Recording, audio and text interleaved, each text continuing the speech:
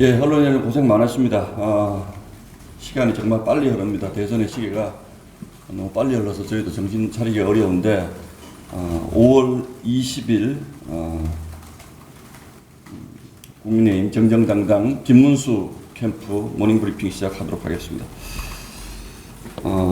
먼저 몇 가지 좀 자세히 설명드릴 사안이 좀 있습니다. 어제 민주당에서 우리 김문수 후보가 민주화 보상금 10억 원 수령을 포기했다라는 얘기와 관련해서 저희 장동혁 상황실장 박대출 사무총장을 허위사실 공표죄로 고발을 한다고 그러는데 이 부분에 대해서 좀 자세하게 상황 설명을 드리겠습니다. 첫 번째, 이 10억 원이라는 그 금액은 어디서 나왔느냐? 이 10억 원이라는 얘기는 돌아가신 고 장기표 선생이 신동아와의 인터뷰를 하는 과정에서 그 당시에 나는 평생 민주화 운동을 가지고 보상을 바라고 한 것은 아니다. 그리고 민주화 운동 보상금도 나보다 훨씬 민주화 운동과 관련 없는 사람들도 다 타가지고 갔지만 나는 받지 않았다라고 얘기를 했고, 그 따님이 그 당시 10억 원에 상당하는 민주화 운동 보상금을 포기했다. 라고 이제 이런 표현을 쓴 적이 있습니다. 그래서 이 부분이 저희 당의 그 관계자들이 얘기하기 전에 이미 상당 부분 각종 그 민간에서 만들어지는 카드 뉴스나 이런 것을 통해서 이미 많이 돌아다니고 있는 상황이었고, 그걸 인용한 것이다라는 말씀을 첫 번째 드리고, 두 번째는 정확히 말씀을 드리면 지난 2000년도 1월에 민주화운동 관련자 명예훼손 및 보상에 관한 법률이라는 것이 만들어집니다. 그래서 그 이후에 2005년까지 4차례에 걸쳐서 보상금 신청을 받는데 이 당시에 이제 받고 2005년에 이 법의 시행령이 개정이 되면서 정무직 공직자는 신청을 할 수 없게 시행령이 바뀌었습니다. 그러니까 민주당에서는 김문수 후보님이 신청 자격 자체가 없었다라고 자꾸 주장을 하는데 전혀 사실과 다른 얘기입니다. 김문수 후보님은 2000년부터 2005년 사이에 4차례에 걸쳐서 신청을 받을 당시에 충분히 민주화운동 보상금을 신청할 자격이 있었음에도 불구하고 하지 않은 것입니다. 일시적으로 한 번 정도라면 잘 몰라서 그랬다고 할 수도 있겠지만 당시에 그게 굉장히 큰 사회적 이슈가 되었었고, 또 4차례나 신청을 받았기 때문에 민주화 운동을 했다는 것을 가지고 나는 보상을 받거나 그런 것 하지 않겠다라는 몇 분이 계십니다. 그 몇 분 중에 한 분이 이제 그 우리 장기표 선생이나 우리 김문수 후보님 이런 분들입니다.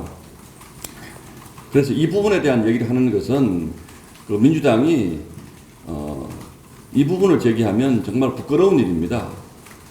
달을 가리켰더니 손가락만 쳐다보다라는 얘기죠. 김문수 후보님이 누구보다 민주화운동 그리고 우리 노동약자들을 위한 삶에 헌신해 왔다는 것은 세상이 다 아는 얘기고, 그게 그 당시 장기표 선생님의 가족이 10억 상당이라는 표현이 아마 세월이 많이 지났으니까 물가도 오르고 이런 취지로 한 말씀인데, 그걸 꼬투리 잡으면 장기표 선생 가족도 고발하셔야 됩니다.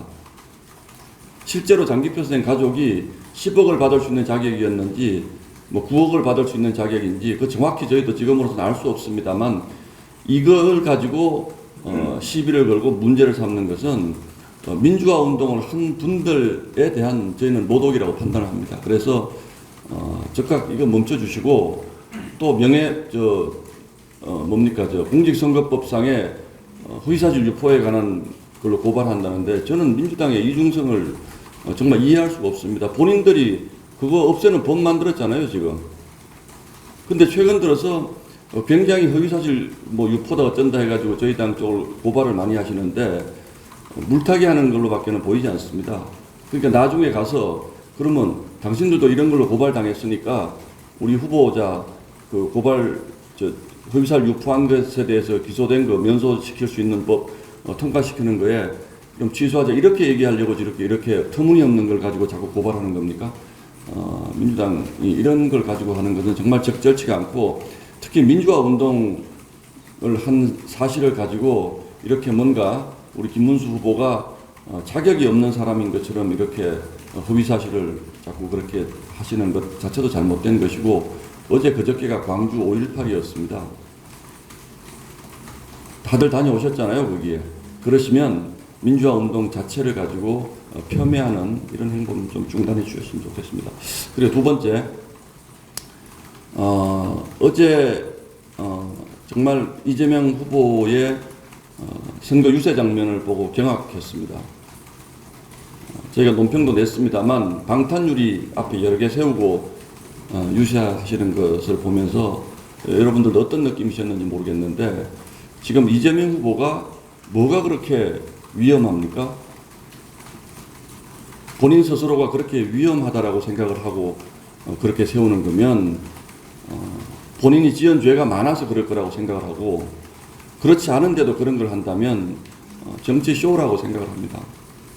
그래서 저희가 보기에는 이재명 정치 쇼가 절정에 달했다 이렇게 느끼는데, 한편으로는 이런 분이 대통령이 되면 예전에 독재자들이 했던 것처럼 무슨 바주카포로도 뚫을 수 없는 방탄차 타고 다니고 관저에서 잘 나오지도 않고, 이런 식의 내가 위험하다라는 걸 가지고 국민들을 항상 불안하게 만들고 그것을 통치 수단으로 삼겠다는 이재명식 통치의 예고편이다.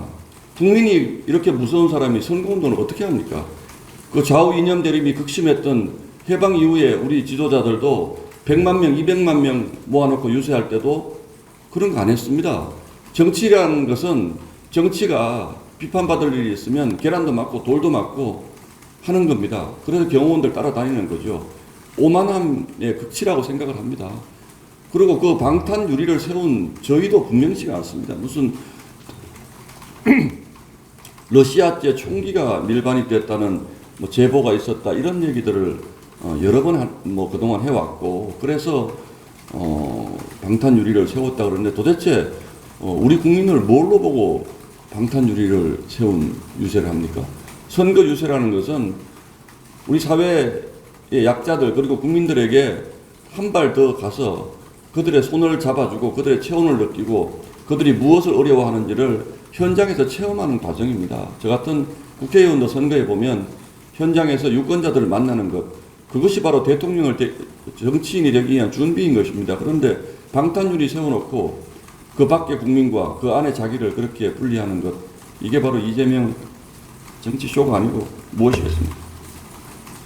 개탄스럽습니다. 그래서 이런 장면들은 어제 민주당이 제시한 개헌안에서도 저희가 분명히 드러났듯이 대통령 연임제를 통해서 사실상의 영구 집권을 노리는 것 아닌가라는 국민적 불안감에 더해서 독재 국가를 만들겠다는 스스로의 다짐으로밖에는 저희가 해석할 수가 없다라는 점 다시 한번 말씀드리겠습니다. 자, 이렇게 오늘 현안에 대해서 좀 말씀드리고 오늘 일정 좀 소개하겠습니다.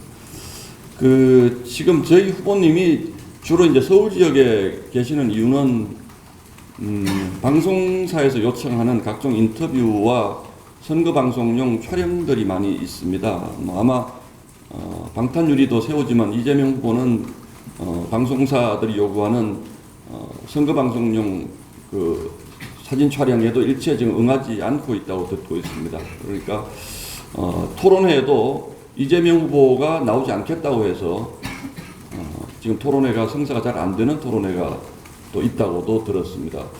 이런 부분들 역시 이재명 후보의 오만함이라고 생각을 합니다. 선거가 되면 그 어떤 과정에서든 후보로서 국민들에게 본인을 알리기 위한 최선을 다해야 한다는 것, 이거는 선거가 가지는 대의민주주의제에서 선거가 가지는 가장 기본적인 것입니다. 국민들에게 자기를 알리고 판단하게끔 해주는 것. 그런데 이재명 후보는 선거방송 선관위에서 주최하는 토론회, 세 차례 토론회는 지금 하게 돼 있지만 나머지 각종 언론단체나 이런 쪽에서 하는 토론이나 또는 인터뷰에 대해서 매우 소극적이라고 들었는데 사진 촬영도 하지 않고, 이런 것이야말로 이제는 내가 대통령이 다 됐으니까 그런 거 할 필요 없다 라고 생각하는 것이 아니고서는 이런 일이 있을 수가 없습니다. 그래서 뭐 저희 김문수 후보님은 방송사 촬영은 물론이고 인터뷰든 뭐든 국민들에게 좀 더 다가갈 수 있는 어떤 방법이든 다 하고 있습니다. 그래서 오늘 내일 어제 각 방송사 촬영 인터뷰가 있었기 때문에 거기에 응하느라고 지금 수도권에 계속 머무르고 있다는 말씀을 드리고, 오늘은 10시 반에 한국예총에서 정책협약식을 가지고 화곡 남부시장 영등포 쪽방촌을 오전에 방문하시고, 오후 2시 40분에는 서초구 집중유세 고속터미널에서 있습니다. 그리고 오후 3시 50분에 송파구 집중유세, 오후 4시 40분에는 강동 집중유세, 오후 5시 40분에 하남시 집중유세 이렇게 되어 있습니다. 그리고 20시 48분에 TV조선에서 후보자 방송연설 녹화가 있습니다. 그래서 아마 이런 일정들이 쭉 끝나기 전까지는 아마 멀리 가시기는 조금 어려울 것 같은 일정들로 저희가 계속 준비를 하고 있습니다. 예, 이상으로 5월 20일 브리핑을 마치겠습니다. 질문 주시면 받겠습니다. 예. 수승훈입니다. 예. 하와이 특사단이 홍준표 전 시장 만나서 어떤 역할이나 방식이든 다 수용하겠다는 김문수 후보에 대해서 전했다고 하는데요. 어디까지 논의가 진전됐는지 보고 받으신 내용이나. 아직 지금 하와이 특사단이 돌아와야지 될 것 같은데, 제가 정확히 그 부분에 대해서는 저도 기사만 보고 알았고, 오늘 아침 채널A 기자분 계시나요? 인터뷰 하셨습니까 혹시? 잘 뭐 대화를 그냥 많이 하신 것 같던데요 보니까. 그래서 어제 뭐 제가 며칠 전에도 말씀을 드렸듯이 우리 홍준표 시장님은 뭐 저희 당에서 평생을 헌신해온 분인데, 뭐 다소간에 그동안 오해가 있었다면 아마 푸는데 좋은 계기가 됐을 것이라고 생각을 하고, 아마 대화 끝나고 바로 돌아오는 걸로 들었으니까 오시면 자세히 얘기 듣고 다시 한번 말씀드리겠습니다. 네.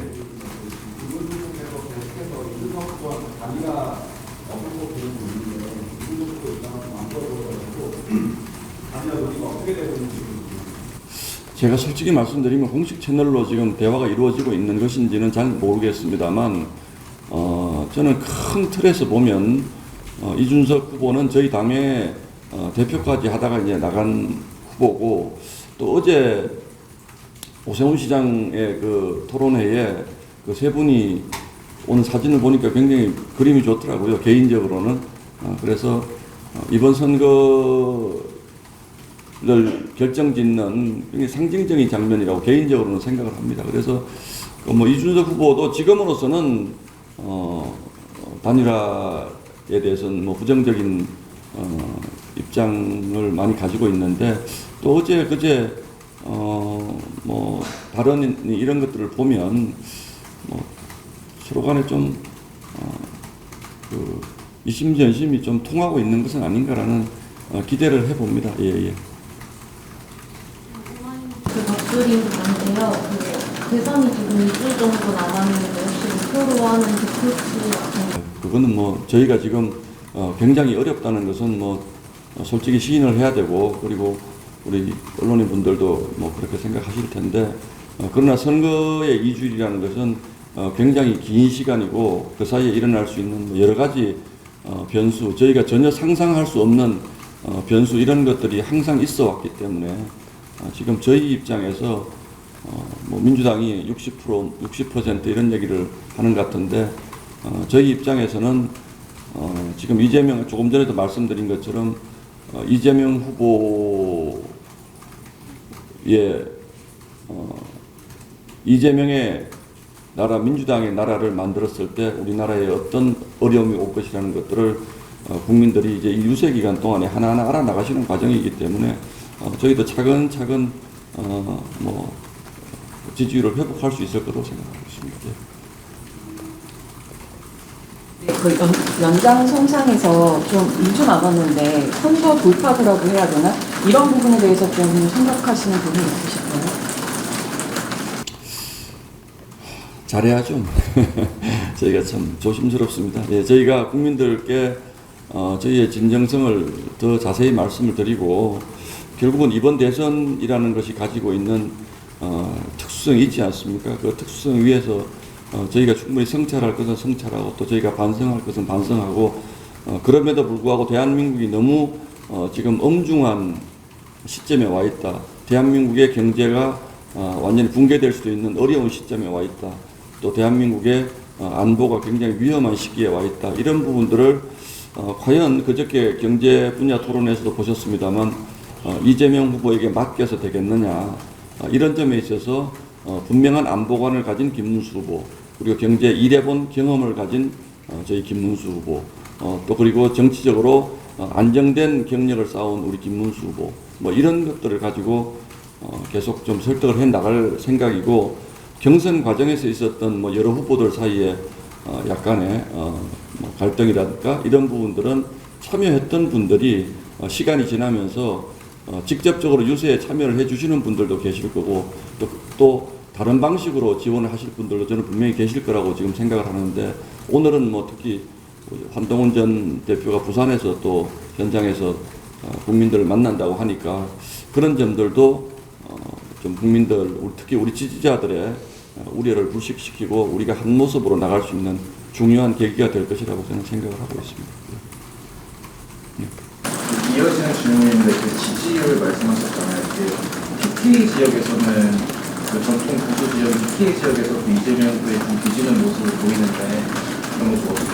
글쎄, 뒤진다는 것이 뭐 일부 여론조사가 어떤 것을 신뢰할 수 있느냐의 문제이기 때문에 저희가 뒤진다는 표현에 동의하기 어렵고요. 특히 뭐 저희가 전통적으로 강세를 보였던 부분들은 지금은 그렇지만 그 부분들은 당연히 이번 주말 정도를 계기로 다 회복될 것이라고 보고 있습니다. 예. 민주당에서 이제 지기현 판사 관련해서 의혹 제기하고 이걸 법원에서 좀 입증해야 된다 이렇게 주장하고 있고, 나경원 위원장은 이거 잡혀 찍히고 마녀 사냥이다 이렇게 말씀하셨는데, 뭐라고요? 잡혀 찍히고 마녀 사냥이다 이렇게 페이스북에다 어제 올리시기도 했는데, 국민의힘 입장에서 공식적으로 제가 분명히 그 부분 정리해 드릴게요. 제가 개인적인 입장은 말씀을 드릴 수가 있습니다. 그러나 지기현 판사가 저희 당의 무슨 뭐 당직자도 아니고 저희 당과는 사실은 무관한 그냥 독립된 법관입니다. 저희는 지기현 판사님 내린 그 결정에 대해서 존중하고 그 부분에 대해서 참 잘하셨다는 평가는 하고 있지만, 저희가 지기현 판사 문제에 대해서 사법부의 문제에 대해서 이렇게 민주당식으로 대법원장에 특검을 한다든가, 또는 제가 보기에는 그 받았다는 제보에, 이건 제 개인 의견입니다. 그 제보의 신빙성도 매우 의심스러운 저런 사진을 가지고 사법부를 공격하는 것은 정말 공당으로서 해야 될 일이 아니라고 생각을 합니다. 그렇다고 해서 저희가 거기에 끼어들어서 저희가 지기현 판사 개인이 해명해야 될 부분을 저희가 뭐 두둔해 주거나 이런 것은 적절치 않다고 생각하고, 저희 개인 국회의원들이 그 부분에 대해서 논평을 내거나 뭐 이런 부분들은 얼마든지 할 수 있다고 생각을 합니다. 다만 공당이 어떻게 판사가 어디 가서 술 먹었다 이런 걸 가지고 그 판사를 공격할 수가 있습니까? 여러분, 잠깐만요. 그렇지 않아요? 어떻게 정당이 본인들에게 불리한 판결을 냈다고 해서 그 판사의 뒷조사를 해가지고 그 판사의 사생활을 까발리고 그 판사를 공격하고, 그러면 국민들에게 그렇게 하라는 얘기 아닌가요? 나에게 불리한 판결을 하면 그 판사 뒷조사해가지고 그 판사 쫓아다니면서 사진 찍어가지고 SNS에 올리고, 이렇게 하면 민주당 감당하시겠습니까? 정말 이거는 저 개인적인 얘기입니다만 민주당 이런 거 하면 안 됩니다. 그렇다고 해서 저희가 민주당이 하니까 우리도 그럼 전선을 만들어야지. 그렇지 않습니다. 저희도 뭐 얼마든지 그거에 대해서 한 말이 있지만 그 사안 자체에 대해서 정치가 독립된 판사를 공격하는 그거에 대해서는 정말 개탄스러운 일이지만, 그러나 저희가 지기현 판사의 변호인도 아닌데 저걸 저희가 무슨 공식적인 입장을 냅니까? 제 질문 취지 중에 하나는, 민주당이 이런 식으로 의혹 제기를 하고 상대방한테 입증해내라 이런 식의 그 태도에 대해서는 국민의힘에서 좀 어떻게 생각하세요? 그 부분을 한번 검토해 보겠습니다. 그래서 제가 금방 말씀드리는 것은 제 개인 의견이라고 말씀한 부분은, 이게 자칫 잘못하면 지기현 판사의 사생활이 정쟁으로 번질 우려가 있기 때문에 그것이 지기현 판사라는 본인에게, 저는 사실 지기현 판사라는 이름을 이렇게 막 거론하는 것도 적절치 않다고 생각을 합니다. 우리 사회가 좌표 찍고 공격하고 이런 것들을 너무나 아무렇지도 않게 생각하는데, 그런 부분들을 만들어 놓은 것이 사실은 민주당의 좌표 찍기거든요. 그래서 판사에 대한 좌표찍기 이런 부분들은 절대로 있어서는 안 되고 그것을 민주당이 주도하는 것 자체가 정말 민주주의에 반하는 행동들입니다. 그래서 민주당이 그걸 가지고 기자회견하고 정말 이런 부분들은 정말 개탄스럽습니다. 저희가 보기에. 그래서 아무리 선거판이지만 어떻게 판사를 본인들에게 불리한 판결이 있었다고 해서 판사를 공격하고 대법원장을 탄핵하겠다고 그러고 대법원장을 특검으로 겁박하고 이런 정치 세력이 우리 헌정사에 있었습니까 정말로? 그러면 앞으로 정권 잡으면 저희가 늘 예로 드는 것이 남미의 어느 나라 대법원 구성이 본인들 마음에 들지 않는다고 법을 바꿔서 대법관 수를 늘려서 그 대법원으로 하여금 본인들에게 유리한 결정만 하게 만드는 사법부 장악 시나리오. 지금 민주당이 똑같이 하고 있잖아요. 지금 그 법을 냈지 않습니까? 대법관 100명 만들겠다는 거 아닙니까? 민주당 법안에 따르면. 그러면 그 100명은 어떻게 뽑겠습니까? 다 민주당에 유리한 사람들 뽑아서 대법원으로 올라가는 거는 전부 민주당에 유리한 판결하게 하겠다. 심지어 늘 방송에 나와서 논평하는 변호사 출신 어떤 분이 자기도 대법원장 될 수 있다 이렇게 얘기하지 않습니까? 그 대법원에서도 결론이 안 나면 헌법재판소가 한 번 더 헌법 소원하게 만드는 사심제 만드는 것. 이런 나라를 만들겠다는 것이 민주당입니다. 그런데 지기현 판사에 대한 공격 정도는 민주당에게는 정말 아무렇지도 않은 일이지만 이것은 정말 앞으로 역사가 인권 침해의 대표적인 사례로 거론할 수 있는 아주 중대한 사안입니다. 법관이라든지 기자분들도 마찬가지입니다. 지금 뭐 기자분들 저도 오랫동안 언론사 생활을 했습니다만 본인들 마음에 들지 않는다고 사찰하고 기사 검열하고 뒤에서 그 기자 무슨 뒷조사하고 이런 일들 과거에 많이 있어 왔습니다. 저는 그런 것들의 예고편을 보는 것 같아서 정말 섬뜩하고 그런 마음입니다. 그래서 특히 법관에 대해서 법관은 우리 사회에 시시비비를 가려주는 분 아닙니까? 항상 잘했다는 사람이 있고 못했다는 사람이 있는 것이 법정입니다. 그래서 그 법관에 대해서 잘됐든 잘못됐든 존중하자라는 것이 이제 그 민주사회의 기본이고 그런데 최근 들어서 그런 것들에 대해서 저희 당 역시 이제 되돌아볼 부분이 있는 것은 분명한데 특히 이런 부분들은 뭐 법원의 판결에 대해서 정치적으로 우리는 수용하기 어렵다. 이 정도야 뭐 정당히 할 수 있는 얘기죠. 그런데 어떻게 법관의 사생활을 뒷조사를 해가지고 저렇게 온 국민에게 망신을 줍니까? 정말 즉각 멈추시기 바랍니다. 예. 또 질문 없으십니까? 김계리 변호사 일단 좀 묻혀지고 있는 것 같은데 좀 이유가 없나요? 글쎄 제가 개인적으로 다 입장을 들어보진 못했는데 썩 적절치 않다라는 의견들이 많이 있는 것 같습니다. 예. 입당이 적절치 않나요? 그 입당이 주는 메시지가 개인의 입당은 저희가 이를테면 일반인들 입당시킬 때 입당 심사라는 걸 할 때 김계리 변호사가 하자가 있다라고 생각하진 않습니다. 저도. 그런데 정당 가입에 자유가 있기 때문에 그분이 정당에 가입하는 것을 저희가 막는 것도 맞지 않습니다. 그러나 김계리 변호사가 가진 어떤 정치적 상징성 이런 부분들이 일부 부담이 되는 부분이 분명히 있기 때문에 아마 고민하는 것 같습니다. 그 정도로 이해해 주시면 좋을 것 같습니다. 그렇게 큰 정치적으로 비중 있는 인물이라고 저희는 생각하지 않습니다. 예. 본인은 입당이 승인됐다고 주장하는데 글쎄 정확히 잘 모르겠습니다. 그게 저희 지금 선거 전략 전체에 그분이 가지는 비중이나 이런 부분들을 개인의 입당 문제를 가지고 저희 당이 계속 왈가왈부할 상황은 아닌 것 같습니다.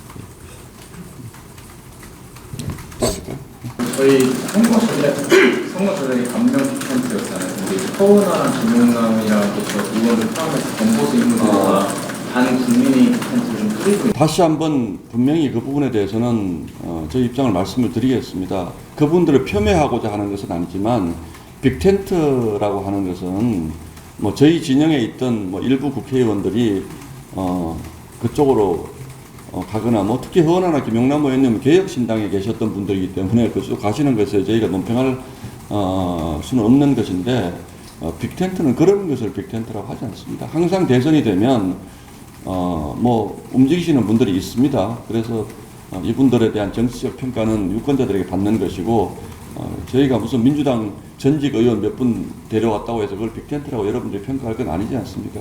저희가 생각하는 빅텐트는 적어도 뭐 대선 후보급들의 연합이라든지 정책 연합이라든지 뭐 지지라든지 이런 것들을 끌어내는 것, 이것을 빅텐트라고 하고 뭐 그 정도를 저희가 빅텐트라고 생각하지 않습니다. 비교는 안 해주셨으면 좋겠습니다. 예.